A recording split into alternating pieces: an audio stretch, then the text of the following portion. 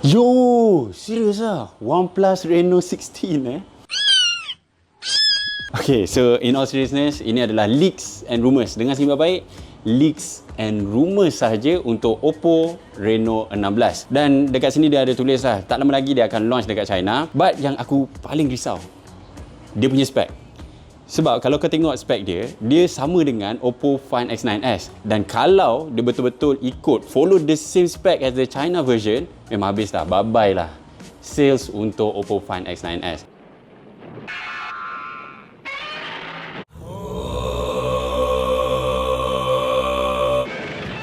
Sebab as we all know lah, untuk harga Reno series ni confirm bawah daripada Oppo Find X9 series lah. Dan kalau kita tengok competition, Honor 600 Pro, specifically untuk 600 Pro, harga dia 32 ataupun 3099. Dan untuk Oppo is known to have a higher price lah.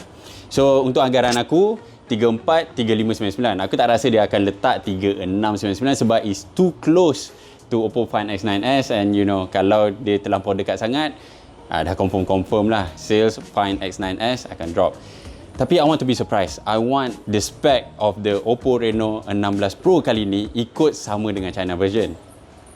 Yes, hi.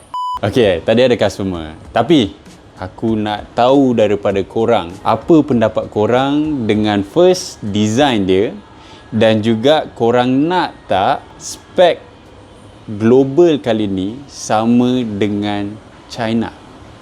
Cuba komen sikit. Dan macam biasa guys, like, share, comment, follow. Yo!